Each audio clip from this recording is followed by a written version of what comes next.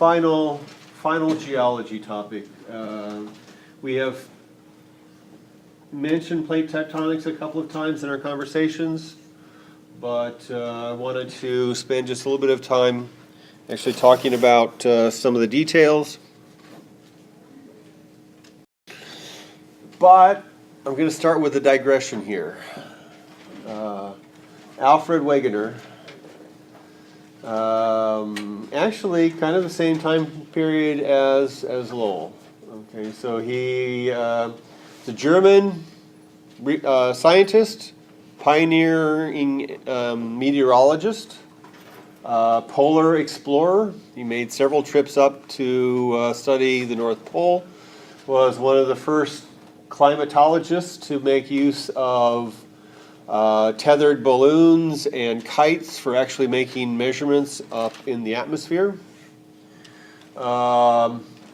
Didn't live to be a grand old guy, because when he was 50, he was making, like, I don't know, his fourth or fifth or whatever research expedition to the North Pole. And things didn't go real well. One of his teammates was injured. He and another colleague set off to get help, and they eventually found his body, and they never found the colleague's body. So, unfortunately, he got his career ended before it necessarily needed to, but doing what he liked to do, I guess. Okay. So, Wegener is important because he's the first person who proposed not plate tectonics, but just the general pattern of continental drift. So, if you look at different projections of the map today, I mean, clearly, here's what we see in terms of arrangement of continents: Western Hemisphere, North America, South America, Africa, Europe, and so forth. Geologists before Wegener's time assumed that the continents were kind of fixed in place. Again, this is the same conception that Lowell had. Lowell, didn't realize that continents moved around.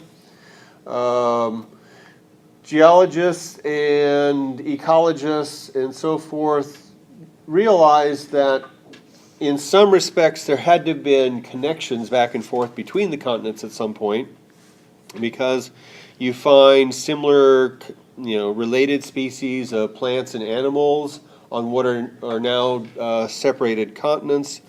But the prevailing thought at the time was that periodically geological processes would throw up these land bridges, these kind of temporary continental stretches that would tie together the existing continents, and then other geological processes would recycle those, and so periodically you'd have these static continents that were joined together by these kind of temporary bridges. I mean, that in one respect, the land bridge between Asia and North America during the last ice age is still a solid concept. So with the glaciers tying up so much water, sea levels drop, and if sea levels drop far enough, then you can actually walk from Kamchatka and other parts in Asia over the land bridge and come in through to North America through Alaska. But, I mean, geologists before Wegener were using this concept of land bridges much more extensively, and in more ways than just that kind of, we had lower sea level, and so therefore people and animals and so forth could move between the two. Now, how many of you in grade school did what I did and looked at South America here and looked at Africa and thought, boy, those kind of fit together, right? Anybody? Okay, some people at least admit it. So I had never heard of continental drift or Alfred Wegener, and I was just looking at the map and I thought, gee, those kind of fit together. Wegener did the same thing, only on a much grander scale.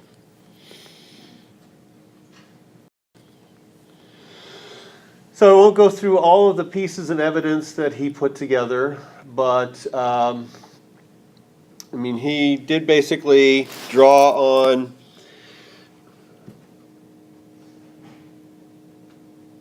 this field of biogeography, you know, trying to explain why plants and animals have the distribution that they have today. So, marsupials, we find them in Australia, and we find native marsupials in South America. Why would that be? Unless there was some way for some ancestral marsupial to be able to spread across that whole range. You find the large flightless birds like ostriches in Africa, and anybody know what the large flightless bird in South America is? Not ostriches. Ostriches are Africa. Emus are not South America, but they're in Australia, and rheas. So we've got, you know, these three major groups of clearly related large flightless birds. I can't really imagine an ostrich swimming from Africa to South America to continental. That'd be pretty cool. That would be pretty cool, though. But again, you know, Wegener drew on these kinds of biogeography evidence to suggest that, you know, we could explain these patterns if it was possible for the continents to have been together in the past. Being a meteorologist, he focused a lot on glacial formations. I don't know if you can see it real well, but let me zoom up here a little bit. If you look, you can see what directions glaciers move across the landscape because they leave scars as they grind the rock away and so forth. And if you look at the glacial features amongst the current southern continents, it's really kind of funny because you see evidence for glaciers having moved northward in India. So why would you get glaciers moving from the equator northward? In Africa, we've got different directions of glacial movement. South America, you see glacial features as well. Also in Australia maybe makes some sense because this would be a glacier moving from the more polar regions to the more equatorial regions, but none of this really makes sense given the current location of the continents.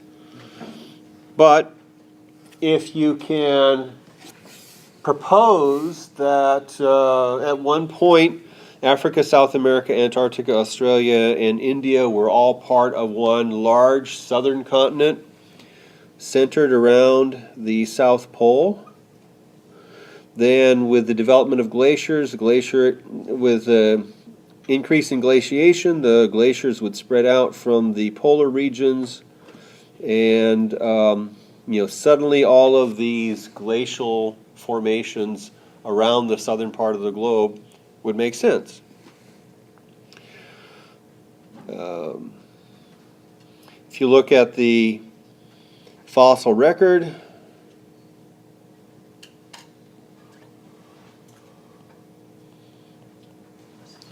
not only do South America and Africa sort of look like they line up, but if you look at the geological formations, the kinds of the sequence of different layers of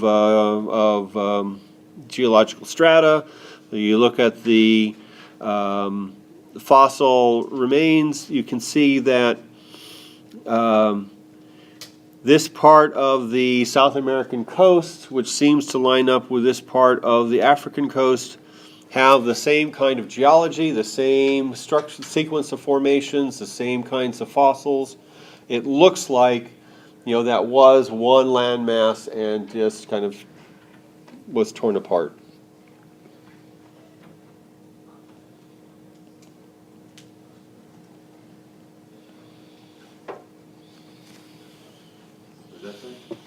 Geological formations that span these continental breaks.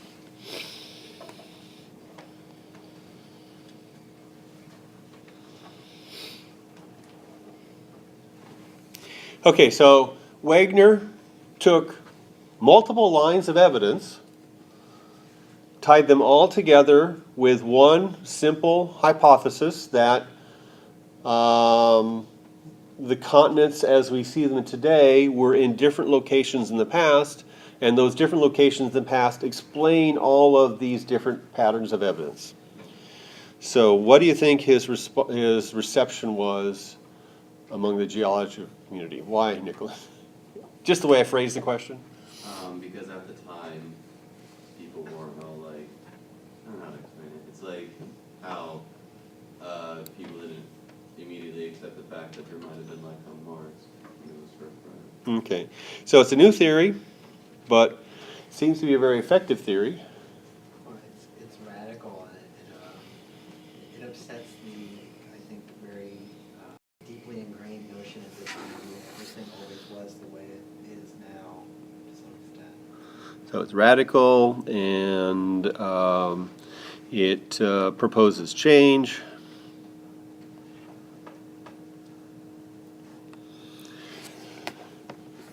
Utter damned rot, said the president of the prestigious American Philosophical Society. I think this one in particular is telling. In order to accept Wegener's new idea, we would essentially have to unlearn everything we have learned in geology for the past 50 years. So clearly,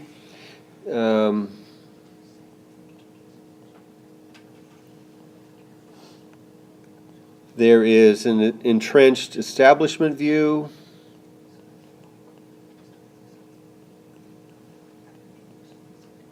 And this new idea would be a radical departure from that. So to some extent, there are these kind of social or sociological reasons why, the mainstream geological establishment didn't immediately accept this.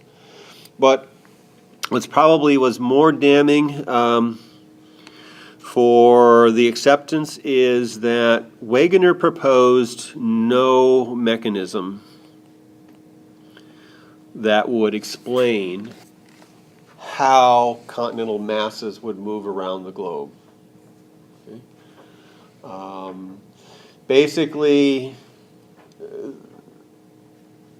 for his proposal to work the way it was proposed, some force would actually have to drag the continental shelves through the crust that geologists knew surrounded the Earth, and no one, Wegener included, could think of an adequate mechanism that would provide sufficient force to be able to actually force those continental plates, I shouldn't say plates because that terminology wasn't in use, those continental structures through the crust that was surrounding the planet.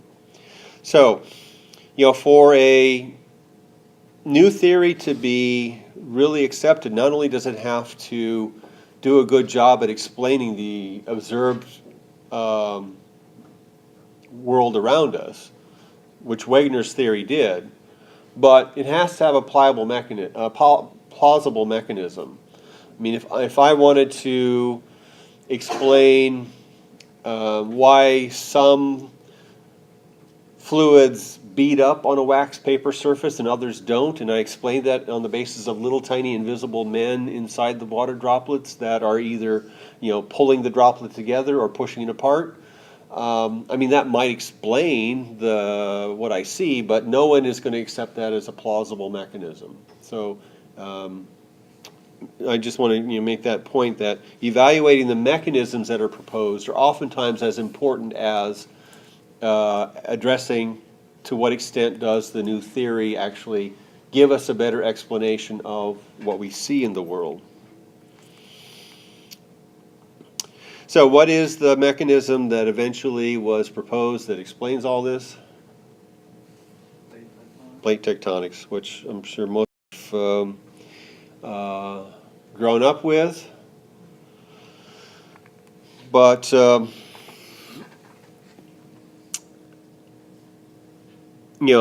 how do we know that that's actually what's going on? I mean, today we've got sensitive enough instrumentation that we can actually monitor the movement of continental and oceanic plates.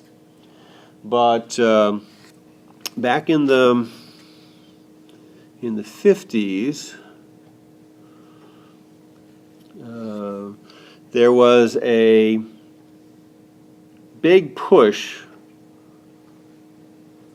to support geophysical research. Who's research? Geophysical. That is, what are the physical mechanisms that are responsible for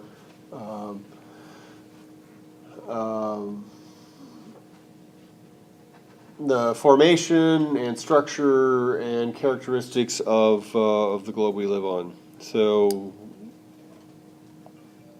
countries across the globe, there's even some Soviet Union, European, American collaborations to do deep sea drilling and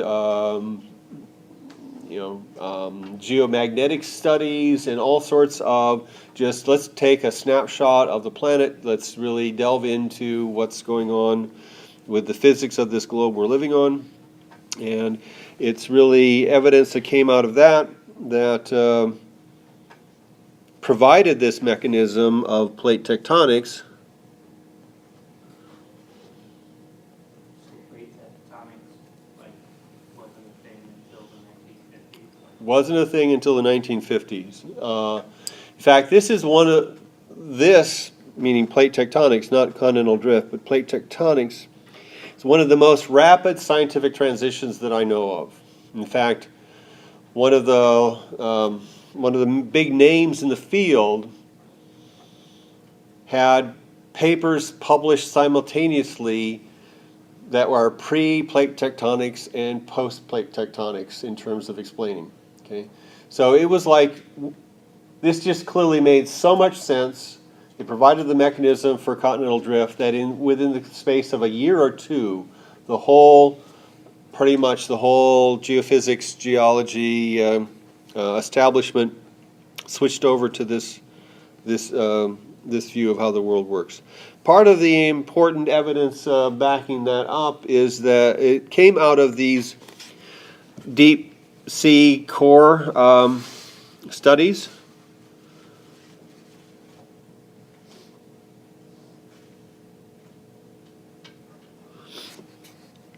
So they would send ships out in the ocean. They would send down, huge drilling rigs and pull up sediment core after sediment core after sediment core.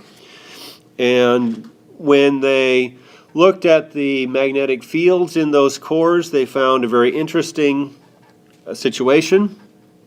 If you look along either side of this mid-Atlantic ridge,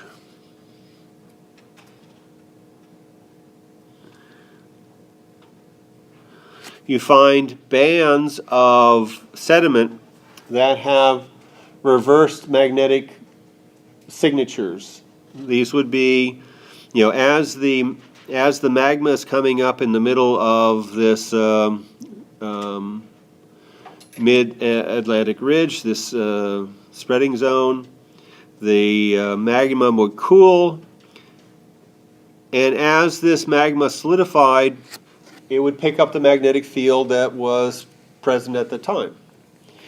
But if you look on either side of the mid-Atlantic ridge, you see essentially reversed magnetic polarity, which I'll just represent as these down arrows. So clearly, when those rocks solidified, south magnetic pole was north and north magnetic pole was south. And then if you go a little bit further out, you see basically normal polarity in the rocks and so forth. So how do we explain this very striking pattern? The magnetic field. Okay, we've already talked about the magnetic field periodically flips. And if you think of the crust here as essentially like a conveyor belt spreading out from the center, as as the I really should have tracked down an animation. As the magnetic pole flips north and south, the new material that's formed in the middle adopts the magnetic signature that's present at the time, and then those rocks spread out, and we get this kind of conveyor belt kind of process. Oh yeah, I was just going to say the sediments with the reverse magnetic polarity would be older. Yeah, well, this would be slightly older, and then this would be older still, and this would be older, and there would be, in this case, 1 to 2.5 complete flip-flops of the magnetic field represented. Is there another question? Yeah. So basically, in the conveyor belt aspect, it would be going from the inside out, or would it be Right. going from left to right? So the Atlantic Ocean spreads out from that mid-Atlantic ridge. We know that quite well now. In fact, it spreads out, I think, if I'm remembering this correctly, about as fast as your fingernails grow. Just weird coincidence. So, over the course of a year or a decade or so, the Atlantic basin is not going to spread out very much, but what's going to happen over 10, 20, 50 million years? We're going to eventually meet on the other side. Yeah. Basically, South America and North America are moving away from Africa and Europe. So we would infer from that in the past that the Atlantic Ocean used to be even narrower than it was. It's getting wider. If we go back far enough, we would expect that it would have closed, it would not have opened up yet at all. And so that realization provided the mechanism for the geologists to say, aha, now we can understand how continental plates move around, and we're free to use Wegener's idea of continental drift in order to explain the distribution of fossils, the distribution of geological formations, and so forth. Does that mean that the Atlantic Ocean is eventually going to be larger than the Pacific? Assuming that the plate movements continue in their current direction, yes. Eventually the Pacific Ocean will close up as the Atlantic Basin continues to spread. Now we know from actually reconstructing where continental masses were in the past that it's not quite that simple, and there's no guarantee that the convection currents that are currently pushing South America and Africa apart will continue to do so at the same rate, or might switch into a different direction. But yeah, if everything continues as it is now, Baja California will be up next to Seattle because that Pacific plate is moving northward, and the gap between South America and Africa will continue to get larger. India will continue for a while to slam into the Asian plate, but it's probably getting to a point where it's pretty much used up its momentum, is my impression. Yeah.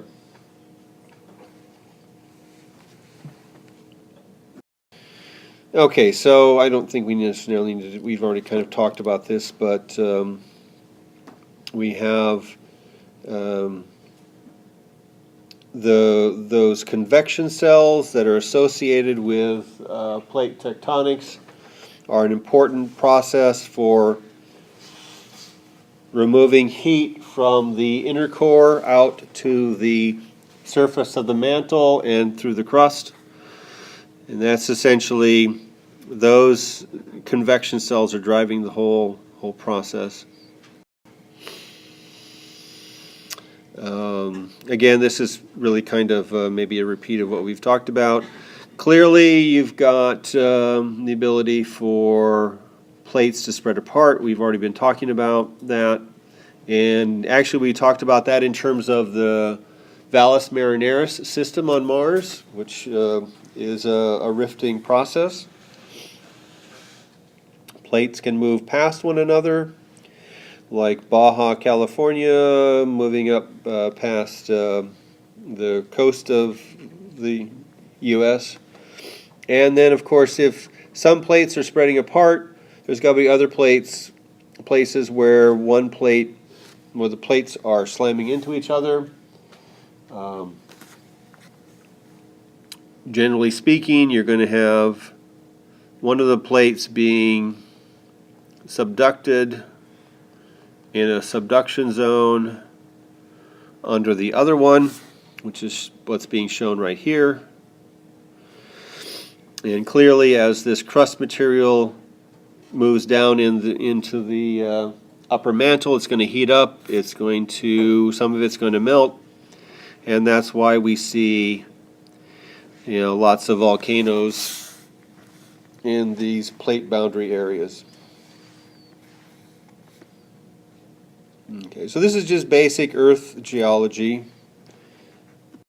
We can recognize what the different plates are. I'm not going to quiz you on what the plates are on the Earth, but just realize that it is kind of a complicated jigsaw puzzle, and you've got some small plates here that, depending on how the plates are being swished together and what's going on with subduction zones and so forth. You have the potential to completely recycle some of these smaller crustal plates.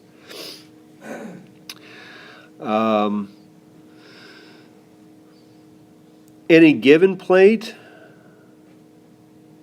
like the plate here that Africa is on, could be some combination of oceanic crust, which is going to be thinner and denser and therefore float down into the mantle further, and continental crust on the Earth tends to be made up of lighter minerals, and because it's lighter, it can build up to a thicker volume, and also tends to ride up higher on the mantle. Okay. So this was clearly a revolution. You might want to think about how this revolution involving the proposal for continental drift and explanation through plate tectonics is similar to or different from the conversation we had about the Copernican revolution. So just keep that in the back of your mind. It might be something useful for discussing the nature of science as we go through the course. We already talked about plate tectonics being an important mechanism for transferring heat from the core to the crust. Clearly, it's going to continue to recycle the crust, and we have seen that on the Earth, that crustal recycling is involved with maintaining or influencing the level of carbon dioxide in the atmosphere, and therefore the extent of the greenhouse effect.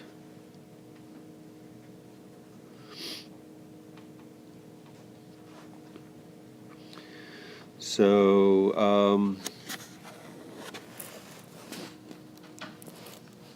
Earth would be quite a different planet if we did not have plate tectonics.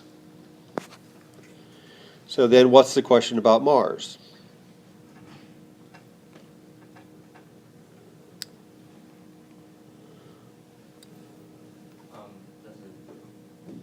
it have plate tectonics? Does it have plate tectonics? We know plate tectonics is an important process on the Earth. We know Mars is a terrestrial planet.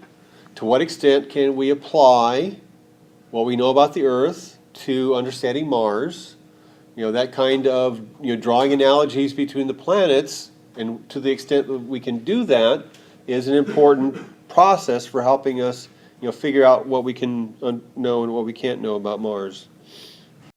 So, is there plate tectonics on Mars? It looks like today there is none.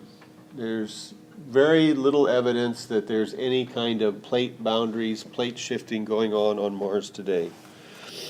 We don't see volcanoes associated with subduction zones. We don't see the kinds of mountain ranges that we would expect to see if we have one continental plate slamming into another, the way India slammed into Asia to create the Himalayas. So today, no. What about in the past?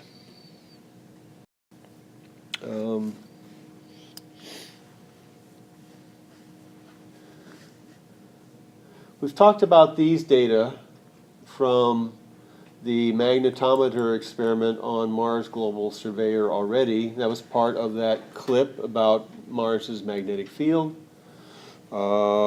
Again, there's no current global magnetic field to speak of on Mars, but as we talked about in the past lectures, some of the old crust in the southern hemisphere has fossil magnetism. Okay. So areas of magnetized crust still hanging out in these old southern highlands. Now, here are the scales for displaying the magnetic data. If you're going to interpret this, you need to know how to read those scales. So, what are those scales telling you? How magnified they are? Okay. You don't have to worry about the units. Delta B sub r over delta lat. Don't worry about that. But in terms of the actual values on the scales, what do you notice? I assume the darker, the less magnetic, like the darker blue, and the deeper red and more. So dark blue has minus 30. Deep red has plus 30. Does this remind you of anything we've looked at on the Earth just earlier in the presentation today?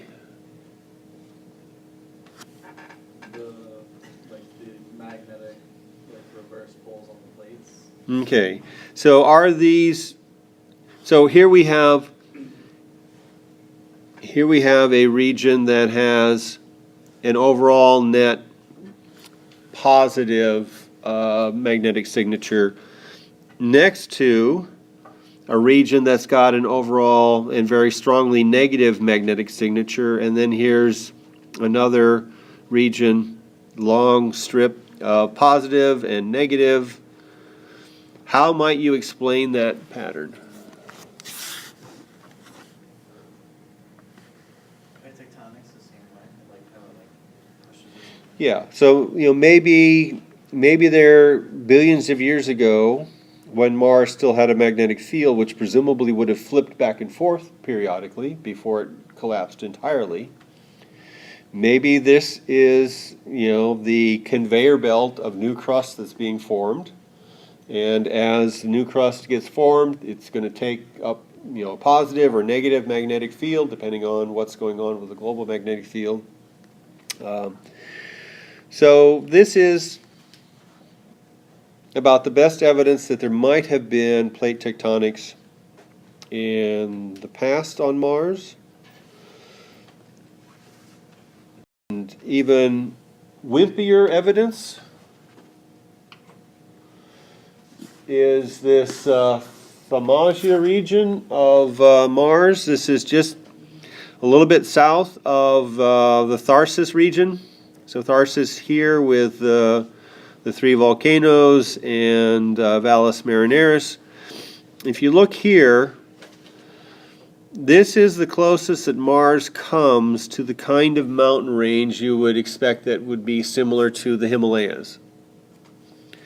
So it's possible that this was maybe one last gasp of continental drift, plate tectonics, before plate tectonics shut down entirely on Mars. But without having drill rigs on the planet to test that out, it's very difficult to make that case. Why would Mars possibly have had plate tectonics early and have lost them? Bertram. If core would have had more energy. Yeah, so the interior of the planet would have been warmer early. We've talked time and time again that Mars has presumably cooled off more quickly than the Earth. There may just not be enough heat transfer anymore to really drive large convection currents in the mantle, and therefore plate tectonics would shut down. The other thing is that on the Earth, the actual movement of plates is lubricated by the presence of water in the crust. And we know, there's no oceans on Mars anymore. So as Mars lost its magnetic field, as the oceans dried up, if there indeed were oceans, as the planet cooled off, we would naturally expect that plate tectonics would likely have shut down. So there wouldn't be the crustal recycling. There wouldn't be the ability for the volcanoes at the subduction zones to continue to pump carbon dioxide into the atmosphere. It's not going to have the same kinds of important mechanisms associated with plate tectonics that we have here on the Earth.